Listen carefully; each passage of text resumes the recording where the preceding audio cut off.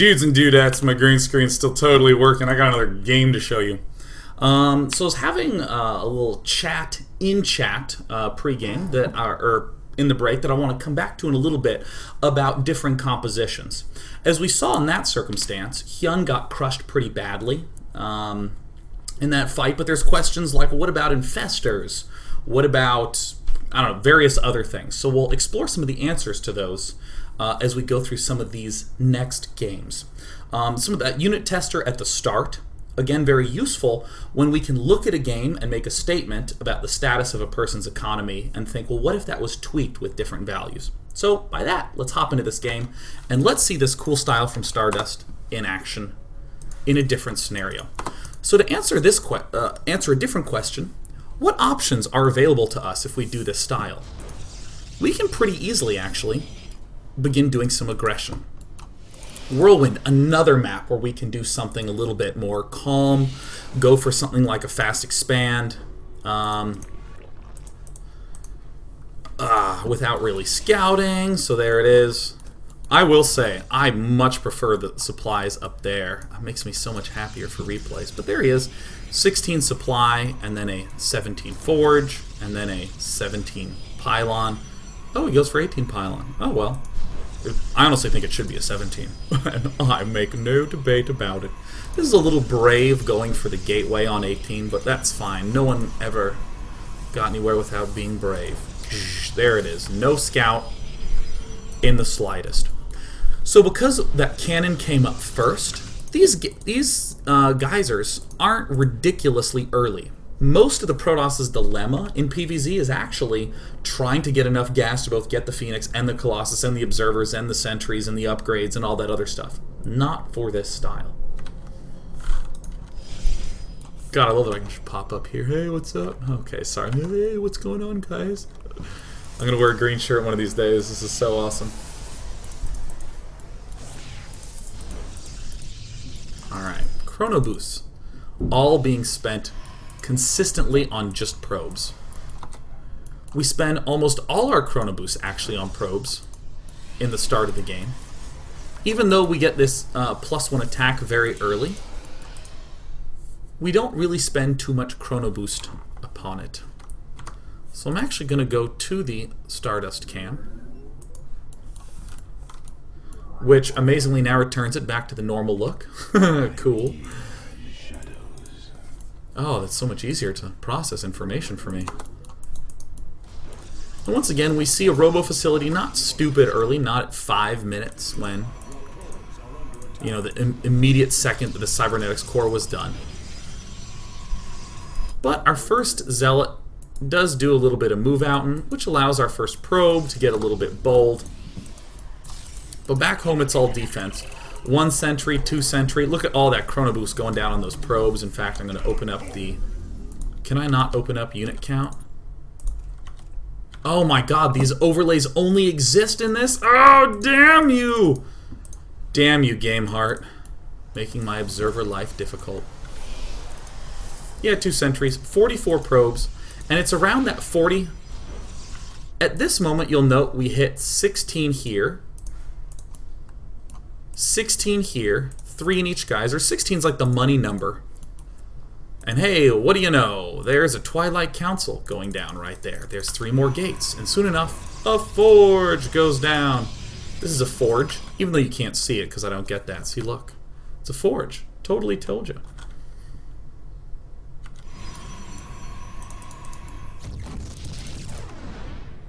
So what we see out of Stardust is the same thing that we saw in the last game. The fast +1 ground weapons. We see a fast Nexus. We see the Stalker there to clear it out. We see the Nexus and Pylon touching. We see Jaedong up in his base. He's at 830, so it's actually pretty early in the game still. However, in production, we see that he has, ooh, look at this, 4 gas geysers. He has quite a lot of gas. 60 drones he hasn't been messed with at all. In fact, Jaedong 2 has 16 drones here, 1 extra here, but that'll be a building soon enough. 15 here. He's looking very, very good in terms of just good economy management. And I think a reasonable question again is, well, what happens if this gets attacked early? Totally don't worry, we're going to take a look at that in Game 3 today. As this expand is going down, how fortuitous we can actually get 3 extra gateways because of how cheap and inexpensive all this stuff is. Very early gases 5 and 6. Comparatively speaking, Jaedong has gotten himself a good amount of gas. He's gotten himself up an infestation pit and all those kinds of other things. Or should I call them other things? So last game we saw a 12-minute push without any speed at all. Stardust just sort of identifies what's up. This is a powering Zerg. This is a Zerg who's getting those geysers up rather quickly. He sees this geyser here. Wow, he's not massing stuff up. He wants to go for some sort of tech choice. What are reasonable tech choices? Well, Mutalisks are a reasonable tech choice, as are Infestors, among other things. So he's just going to push right away. So it's at this moment when I want to do a little bit of pausing. I want to take note of Zerg's distribution here. This is where, let me see if I can do this properly. I think I'm going to bring this. Oops. Alright, cool. Here we go. View, font, 20. Yeah.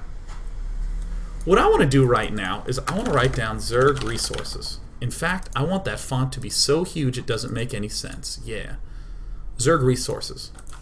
In his army.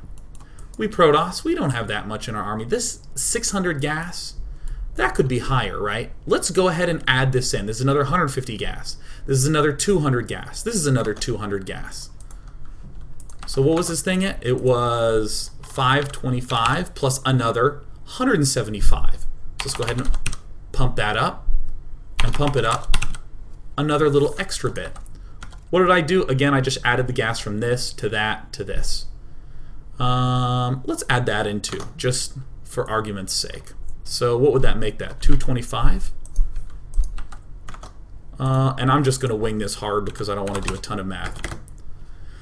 This is the Zerg's army. Oh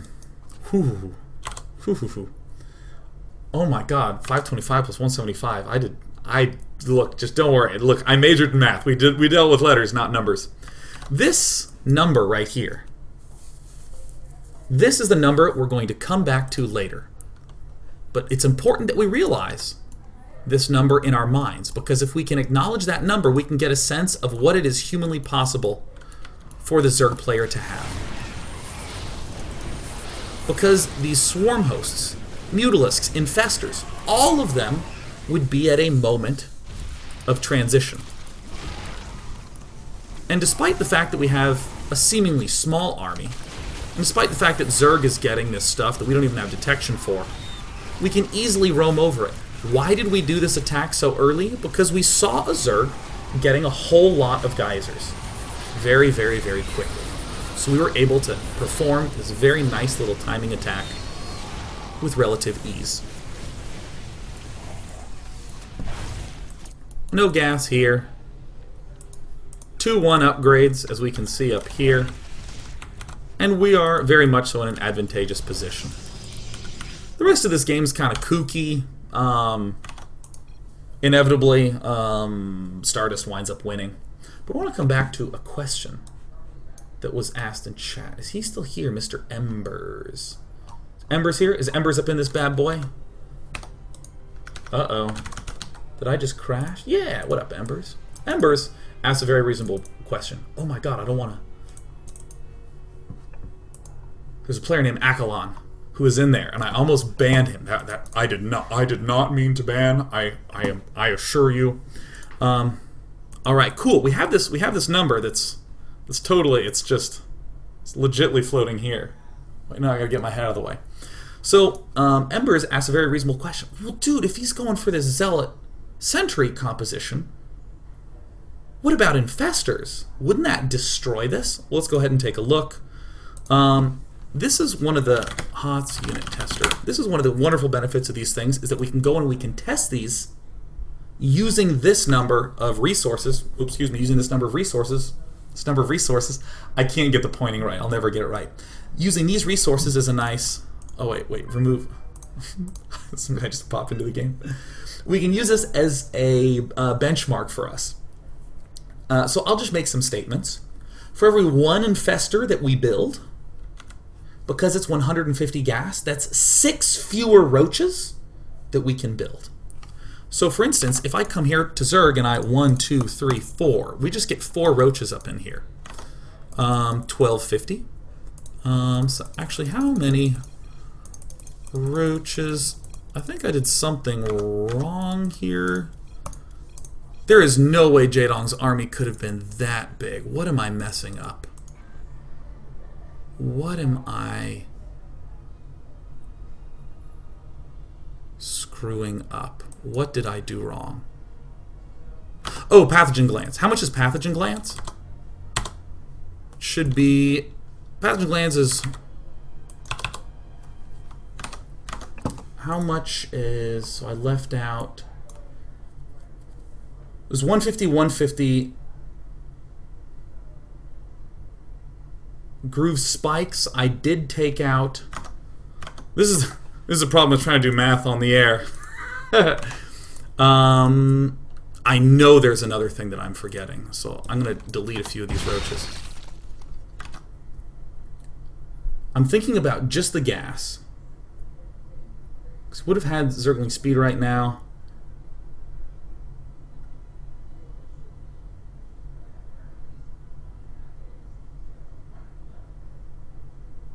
I don't know. Something went wrong because math. That's fine. And he had some more Zerglings.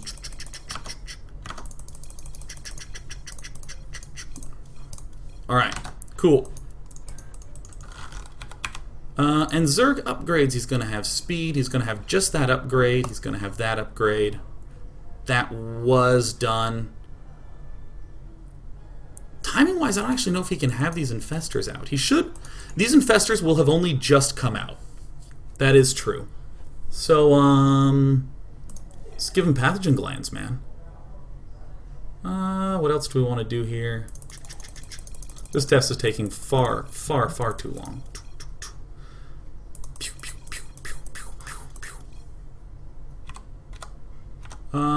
Something like this?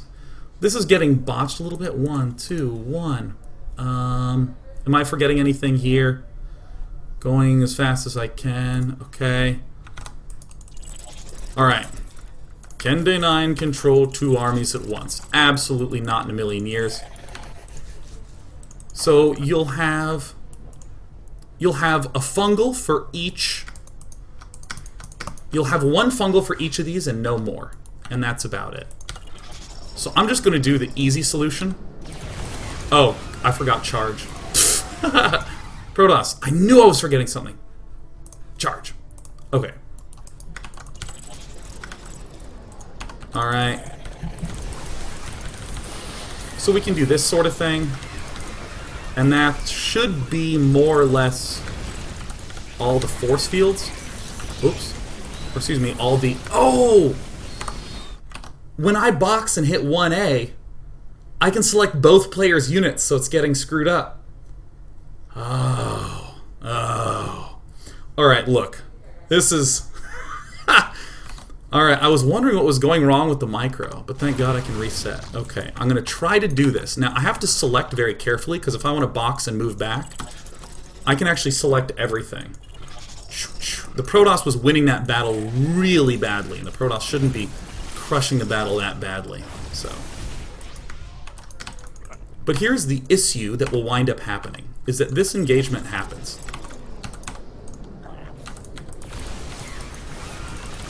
I'm just gonna... Oh, Zerglings don't have force fields, so it became more difficult. Actually, Jesus, do I even need a force field in micro?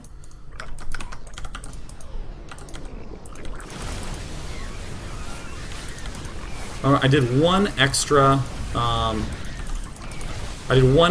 what's it's called? An extra fungal that I actually technically am not allowed to do. So with no force fields, whatsoever, but perfect fungals down, this happens. finally, with no force fields down. I want to note this. With no force fielding. Why? Because I just can't control two armies simultaneously. I just can't. And we see that Protoss edges out a bit. Can I just note that again? I mean, since it's easy enough, I'll do it one more time. So I'll just Guardian Shield. Actually, I'll just throw down all the Guardian Shield since it doesn't matter.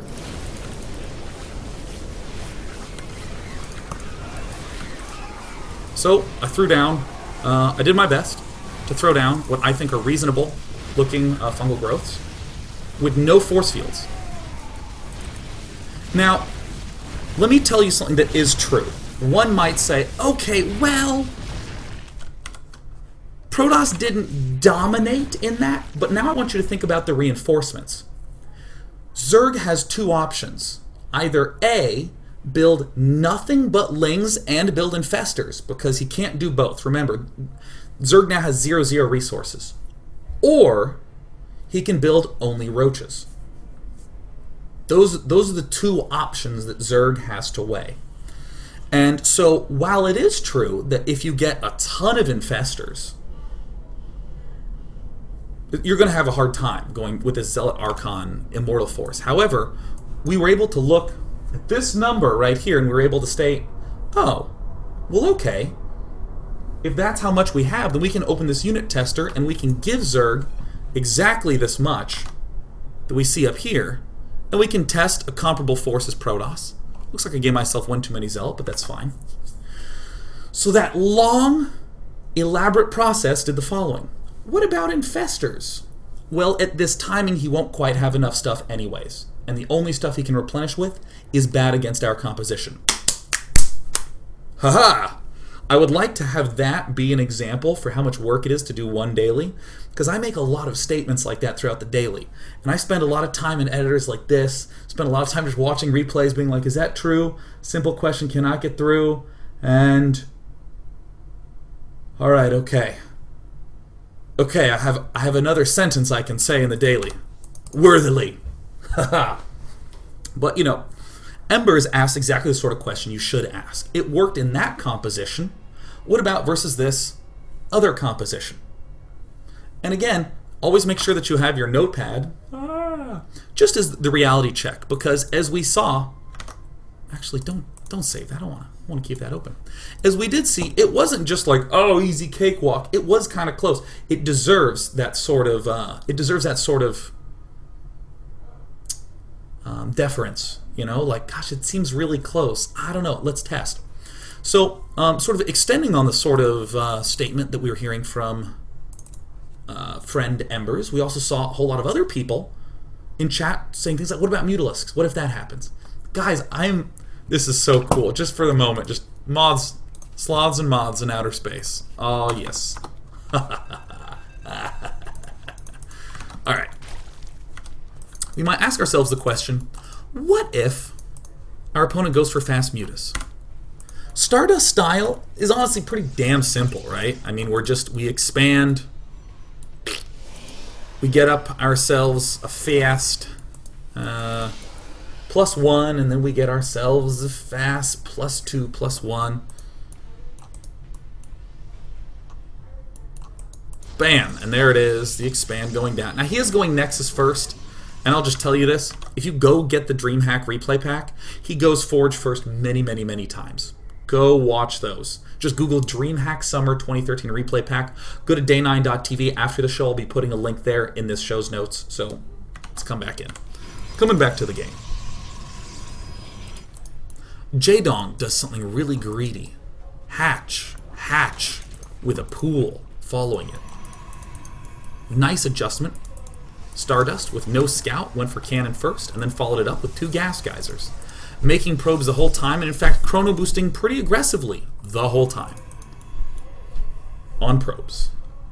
Oh yeah. Zealot coming out, +1 coming out. I mean, this is pretty by the book. But let's ask ourselves 2 questions this game. What happens if my opponent gets real aggressive with lings, and gets some ling speed up pretty quickly? What then? What then, huh?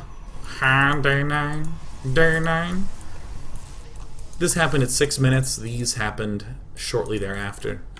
Probes trying to get in. Stalker tries to push back a little bit, but what do you know? Twilight Council and Forge, the infamous duo, going down, and 3 gates also going down again. Observer coming up for Stardust, who I think actually gets another Observer, is that right? Yeah, gets 2 Observers. Notice the Observer timing. It will be able to get in here and see what's up. See if it's going to be Roach Tech, see if it's going to be Hell Banelings. So let's ask our first reasonable question. What if he rushes me with Lings that have speed, or even without? The Mothership Core, whose timing I haven't talked about, just happens after all this junk happens. These 2 get thrown down before the Mothership Core. Zergling speed is now done. And we see why Stardust has 3 sentries, and why he has this one frickin' thing down, this one pylon. Remember how we went 3 gates, and then shortly thereafter 3 gates? We get to see them pump into action. We don't have any immortals. No immortals. It's also impossible to have roach speed right now. Quite literally, completely impossible. What did Observer see? A lot of gas here. Gas and gas. Let's assume, for argument's sake, that he didn't see the Spire. Still, our opponent is going for some sort of techie route. Very techie route. Also, pylon here is really important. Like, really important. I've lost a lot of PvZs on this map because I didn't have a pylon there for a warp-in. So cool, we don't actually need that many units to defend, and all of a sudden we have a huge army. It's not like when you have a Colossus where you get like one single Colossus and then you're like, oh, I don't want to die. The instant Stardust is like, you know what? I think I'm kind of safe. He just attacks, man. He waits a little bit too long to attack. But either way, he still attacks. 16 here, 16 there. Warping in there. Nice wall off with the cannon in the middle there. And suddenly we have a very intimidating attack. Now either he spent a whole bunch of gas building Mutalisks and this and that, or he's gone for a bunch of Zerglings and we're about to kill him. You can always warp in back home. This is a little bit unfortunate that he did this photon overcharge here instead of down there where it was more needed. But Jaedong looks to be in a stunning position. But this is a nightmare force for a Zerg player to be up against when he's going Mutiling for really one simple reason. Protoss ground armor has been researched. Aw, yeah. So we see that this attack timing could have happened a minute earlier. But even now, because we have so many gateways, we can just sort of let a 3rd base fall. We should have enough energy with our Mothership Core to be able to photon overcharge here. And even though this is kind of an annoying base race situation, going up against Mutiling is always kind of an annoying base trade situation. Isn't it?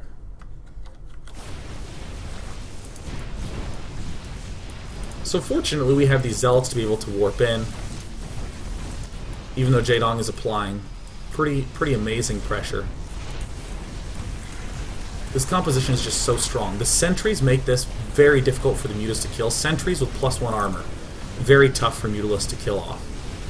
And actually, because I'm feeling extra excitable today, I want to show that one off too.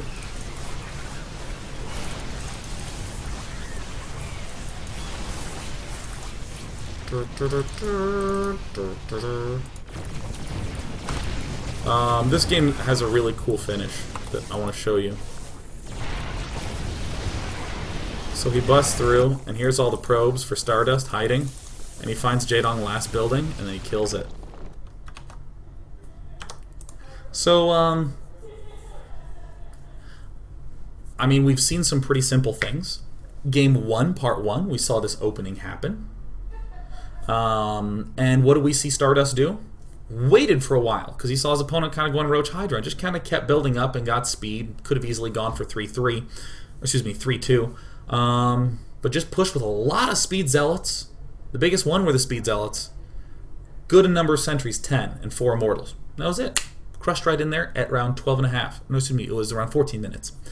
And then in this game, or excuse me, in the last game, we saw on Whirlwind, Stardust just went, oh, you're attacking. Move out to attack.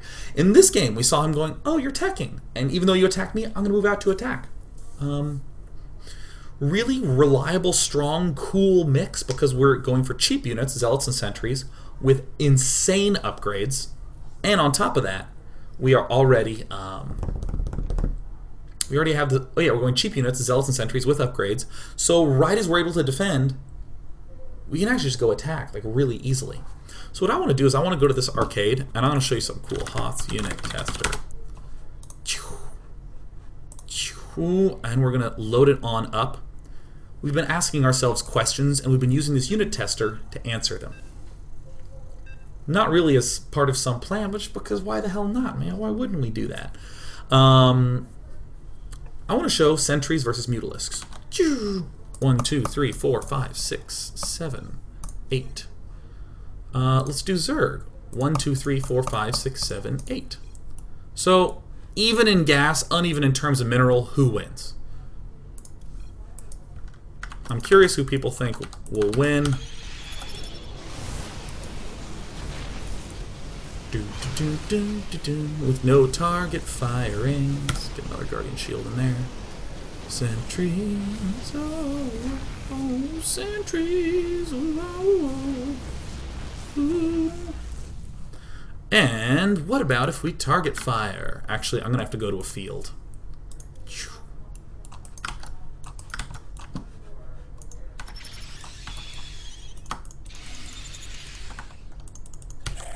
Oh, what? Energy.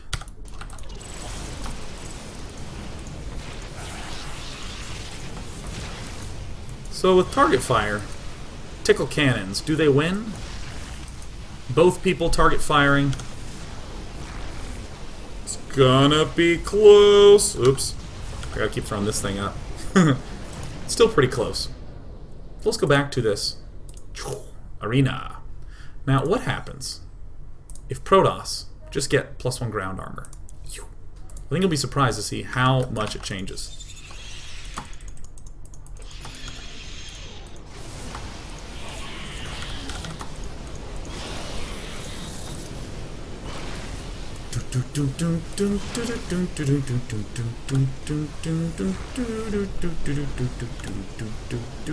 It gets pretty one-sided for the sentries.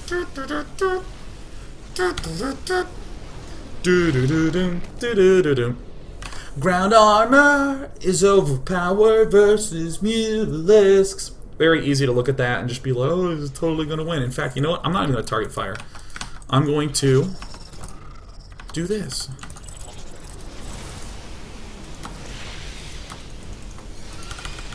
Target firing with the mutalisks and not target firing with the sentries, which can also do stuff like this and be really annoying versus mutalisks. Target firing winds up being a pretty big deal, but as we can see, if both players are playing optimally, the sentries wind up winning. Huge. I'm going to keep throwing Guardian Shields.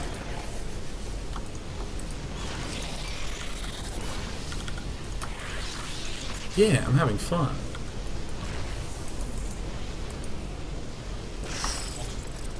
Well, that move command's gonna be pretty negatively good for me.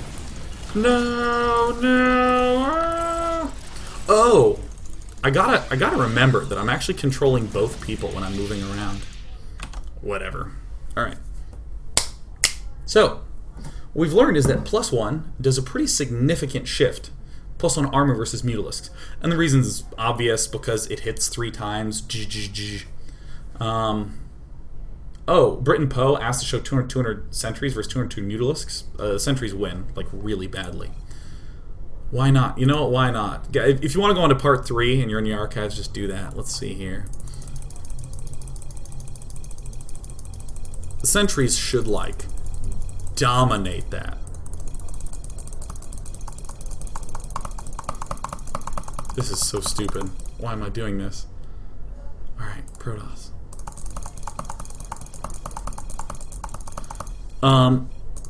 So yeah, the sentries should... Oh, can you... Oh. Oh, you can go up by 10. I see. Okay. Terrain. field. Start. Yeah, I'm having fun here. You're control 1. You're control 2.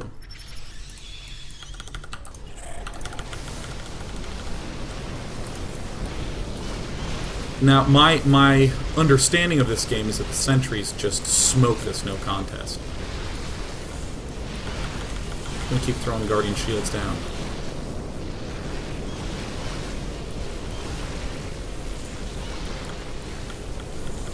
Is my intuition correct, or is it totally off base? I don't know. Looks like my intuition is off, because even if the sentries win, they didn't dominate, and I was certain that they would absolutely crunch this.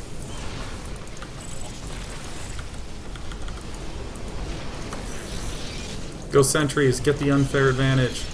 No, get in the fight! Guys, they're exactly even. There is actually, like, there is no difference functionally between sentries and mutalisks.